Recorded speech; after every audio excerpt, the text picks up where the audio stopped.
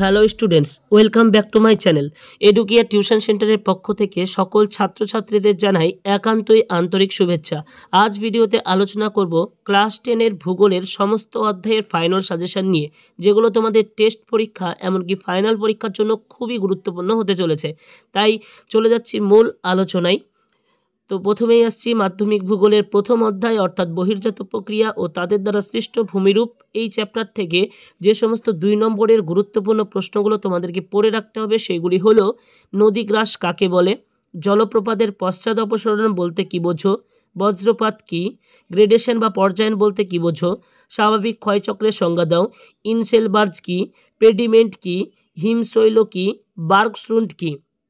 এই চ্যাপ্টার থেকে 3 নম্বরে যে সমস্ত গুরুত্বপূর্ণ প্রশ্নগুলো রয়েছে সেগুলি হলো: নদীর মোহনায় বদ্বীপ সৃষ্টির অনুকূল পরিস্থিতি আলোচনা করো, নদীর ক্ষয়কার্যের পদ্ধতিগুলি সংক্ষেপে আলোচনা করো, হিমবাহের সঞ্চয় কার্যের ফলে সৃষ্ট দুটি ভূমিরূপের সংক্ষিপ্ত পরিচয় দাও, বায়ুর ক্ষয়কার্যের পদ্ধতিগুলি সংক্ষেপে আলোচনা করো, সুন্দরবনের ওপর বিশ্ব উষ্ণায়নের প্রভাব আলোচনা করো, মরু অঞ্চলে বায়ুর কাজের প্রাধান্যতার দুটি কারণ উল্লেখ করো, নদী, হিমবাহ ও বায়ুর ক্ষয়কার্যের মধ্যে 3টি পার্থক্য লেখো। চলে যাব এই অধ্যায়ের 5 নম্বরের প্রশ্ন, যে প্রশ্নগুলো তোমাদেরকে পড়তেই হবে। এবারের জন্য খুবই গুরুত্বপূর্ণ প্রশ্নগুলি হলো: হিমবাহের ক্ষয়কার্যের ফলে সৃষ্ট প্রধান 3টি ভূমিরূপের সচিত্র বর্ণনা দাও। নদীর ক্ষয়কার্যের ফলে সৃষ্ট প্রধান 3টি ভূমিরূপের সচিত্র বর্ণনা দাও। মরু অঞ্চলে বায়ুর সঞ্চয় কার্যের ফলে সৃষ্ট প্রধান 3টি ভূমিরূপের সচিত্র বর্ণনা দাও। নদীর বিভিন্ন গতির সঙ্গে সংশ্লিষ্ট ভূমিরূপগুলির সচিত্র বর্ণনা দাও। এই ছিল প্রথম অধ্যায়ের সাজেশন। চলে যাব দ্বিতীয় অধ্যায় অর্থাৎ বায়ুমণ্ডল চ্যাপ্টার থেকে। 2 নম্বরের প্রশ্নগুলি হলো: ইনসোলেশন কাকে বলে, অ্যালবেডো কী, সমষ্ণ রেখা বলতে কী বোঝো, উষ্ণতার ব্যতিক্রম বা বৈপরীত্য উষ্ণতা কী, অ্যাডিয়াব্যাটিক উষ্ণতা পরিবর্তন কী, আপেক্ষিক আর্দ্রতা কী, নিরপেক্ষ আর্দ্রতা কী, শিশিরাঙ্ক কী, জেড বায়ু কী, অ্যাপোজি ও পেরিজি কী, আইটিসিজেড কী। এই অধ্যায়ের 3 নম্বরের গুরুত্বপূর্ণ প্রশ্নগুলি হলো: ভূপৃষ্ঠে উষ্ণতার তারতম্যের কারণগুলি আলোচনা করো, সমুদ্রবায়ু ও স্থলবায়ুর মধ্যে পার্থক্য লেখো, পৃথিবীর তাপের ভারসাম্য কিভাবে রক্ষিত হয়, বৃষ্টিপাতের শ্রেণীবিভাগ করো, বায়ুচাপের তারতম্যের কারণগুলি সংক্ষেপে আলোচনা করো, মরু অঞ্চলে দিন ও রাতের উষ্ণতার পার্থক্য বেশি কেন, ওজোন স্তর ধ্বংসের কারণ ও প্রভাব আলোচনা করো। 5 নম্বরের গুরুত্বপূর্ণ প্রশ্নগুলি হলো: বায়ুমণ্ডলের স্তর বিন্যাস করো এবং প্রতিটি স্তরের বৈশিষ্ট্য আলোচনা করো উষ্ণতার তারতম্য অনুসারে, বিশ্ব উষ্ণায়নের কারণ ও প্রভাব বিস্তারিত আলোচনা করো, বৃষ্টিপাতের শ্রেণীবিভাগ করো এবং প্রত্যেক প্রকার বৃষ্টিপাতের সচিত্র বর্ণনা দাও, পৃথিবীর প্রধান চাপ বলয়গুলি সৃষ্টির কারণ সহ আলোচনা করো, নিয়ত বায়ুপ্রবাহের শ্রেণীবিভাগ করে তাদের গতিপথ ও বৈশিষ্ট্য আলোচনা করো। চলে যাব মাধ্যমিক ভূগোলের তৃতীয় অধ্যায় অর্থাৎ বায়ুমণ্ডল চ্যাপ্টার থেকে যে সমস্ত প্রশ্নগুলো 2 নম্বরের জন্য গুরুত্বপূর্ণ সেগুলি হলো: জোয়ার ভাটা কাকে বলে, সিজিগি কি, অ্যাপোজি ও পেরিজি জোয়ার বলতে কী বোঝো, ভরা কোটাল ও মরা কোটাল কাকে বলে, অ্যাপোজি জোয়ার ও পেরিজি জোয়ারের পার্থক্য কী, স্রোত বা সমুদ্র স্রোত কাকে বলে, উষ্ণ স্রোত ও শীতল স্রোতের সংজ্ঞা দাও, সমুদ্র স্রোত সৃষ্টির দুটি কারণ উল্লেখ করো। এই চ্যাপ্টারের 3 নম্বরের গুরুত্বপূর্ণ প্রশ্নগুলি হলো: জোয়ার ভাটার 3টি সুবিধা আলোচনা করো, জোয়ার ভাটার 3টি অসুবিধা আলোচনা করো, সমুদ্র স্রোত সৃষ্টির কারণগুলি ব্যাখ্যা করো, ভরা কোটাল ও মরা কোটালের মধ্যে পার্থক্য আলোচনা করো, ক্ষতিপূরক স্রোত কিভাবে সৃষ্টি হয়, স্রোত ও জোয়ার ভাটার মধ্যে 3টি পার্থক্য লেখো। এই অধ্যায় থেকে যে সমস্ত প্রশ্নগুলো 5 নম্বরের জন্য গুরুত্বপূর্ণ সেগুলি হলো: জোয়ার ভাটা সৃষ্টির কারণগুলি চিত্রসহ ব্যাখ্যা করো, সমুদ্র স্রোতের ফলাফল বা প্রভাবগুলি বিস্তারিতভাবে আলোচনা করো, পৃথিবীতে জোয়ার ভাটার প্রভাব আলোচনা করো।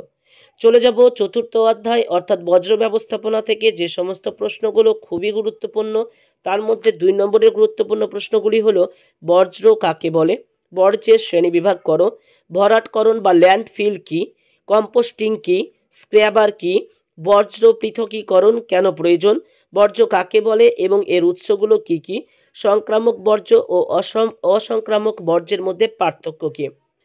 3 নম্বরের গুরুত্ব প্রশ্ন এই অধ্যায় থেকে: বজ্র ব্যবস্থাপনায় 3R অর্থাৎ রিডিউস, রিইউজ, রিসাইকেলের ভূমিকা বা গুরুত্ব আলোচনা করো, বর্জ্যের পুনর্ব্যবহার এবং পুনর্নবীকরণের মধ্যে পার্থক্য কী, বজ্রের পরিমাণ হ্রাসের 3টি উপায় লেখো। বজ্র ব্যবস্থাপনায় শিক্ষার্থীর ভূমিকা আলোচনা করো। বজ্র থেকে সৃষ্ট 3টি সমস্যা আলোচনা করো। বজ্র ব্যবস্থাপনার ধাপগুলি সংক্ষেপে আলোচনা করো। এই অধ্যায় থেকে 5 নম্বরের গুরুত্বপূর্ণ প্রশ্নগুলি হলো বজ্র ব্যবস্থাপনার বিভিন্ন পদ্ধতিগুলি, যেমন ভরাটকরণ, কম্পোস্টিং, ভাগাড়, পুনর্ব্যবহার ইত্যাদির সুবিধা ও অসুবিধা সহ আলোচনা করো। বজ্র ব্যবস্থাপনার প্রয়োজনীয়তা এবং বজ্রের ক্ষতিকারক প্রভাব বিস্তারিতভাবে আলোচনা করো। বজ্র দূষণের প্রভাবগুলি অর্থাৎ জল দূষণ, বায়ু দূষণ ও ভূমি দূষণ প্রভৃতি বিস্তারিত আলোচনা করো। চলে যাব মাধ্যমিকে ভূগোলের 5ম অধ্যায় অর্থাৎ ভারতের প্রাকৃতিক পরিবেশ। ভারতের প্রাকৃতিক পরিবেশ থেকে যে সমস্ত চ্যাপ্টারগুলো রয়েছে সেগুলোর মধ্যে হয়েছে ভারতের প্রাকৃতিক পরিবেশের অধ্যায়টিকে মূলত 4টি ভাগে ভাগ করা যায়: ভূপ্রকৃতি, জল সম্পদ, নদ নদী ও জলবায়ু। তো এগুলো আমি পাটে পাটে দিয়েছি, তোমরা দেখে নাও। তো 2 নম্বরের গুরুত্বপূর্ণ প্রশ্ন, ভারতের 2টি গুরুত্বপূর্ণ লবণাক্ত হ্রদের নাম লেখো। দুন কি? খাদার ও ভাঙর বলতে কি বোঝো? কারেওয়া কি? পশ্চিমী ঝঞ্ঝা কি? আম্রবৃষ্টি বা ম্যাঙ্গো শাওয়ার কি? কালবৈশাখী কি? নর্মদা ও তাপ্তি নদী পশ্চিম বাহিনী কেন? এই অধ্যায় থেকে 3 নম্বরের প্রশ্নগুলো রেডি করবে। উত্তর ভারতের নদ নদী ও দক্ষিণ ভারতের নদ নদীর মধ্যে 3টি পার্থক্য লেখো। ভারতীয় কৃষিতে মৌসুমী বায়ুর প্রভাব আলোচনা করো। ভারতের মরু অঞ্চলে জলের অভাবের কারণগুলি আলোচনা করো। ভারতের ভূপ্রকৃতির ওপর জলবায়ুর প্রভাব আলোচনা করো। হিমালয় পর্বতমালার গুরুত্ব ও আলোচনা করো। ভারতের জলবায়ুর প্রধান নিয়ন্ত্রকগুলি আলোচনা করো। বহুমুখী নদী উপত্যকা পরিকল্পনার উদ্দেশ্য কি? এই অধ্যায় থেকে 5 নম্বরে যে সমস্ত প্রশ্নগুলো খুবই গুরুত্বপূর্ণ সেগুলি হলো ভারতের জলবায়ুর প্রধান বৈশিষ্ট্যগুলি আলোচনা করো। ভারতের প্রধান প্রধান ভূপ্রাকৃতিক বিভাগগুলির সবিস্তার বর্ণনা দাও। ভারতের বিভিন্ন প্রকার মৃত্তিকা যেমন পলি, কৃষ্ণ, লোহিত ইত্যাদি এবং তাদের বৈশিষ্ট্য আলোচনা করো।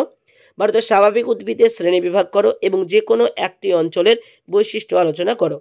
চলে যাব মাধ্যমিক পরীক্ষার জন্য ভারতের অর্থনৈতিক পরিবেশ থেকে যে সমস্ত চ্যাপ্টারগুলো, যে সমস্ত প্রশ্নগুলো খুবই গুরুত্বপূর্ণ, অর্থাৎ এখান থেকে 5 মার্কের জন্য খুবই গুরুত্বপূর্ণ একটা চ্যাপ্টার।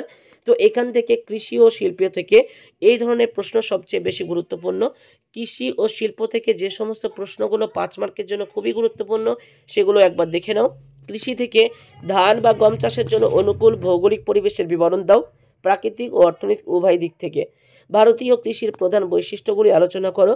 ভারতীয় কৃষির সমস্যা ও তার সমাধানের উপায়গুলি আলোচনা করো। চা বা কার্পাস বা ইক্ষু উৎপাদনের অনুকূল পরিবেশ বর্ণনা করো এবং ভারতে তার বন্টন আলোচনা করো।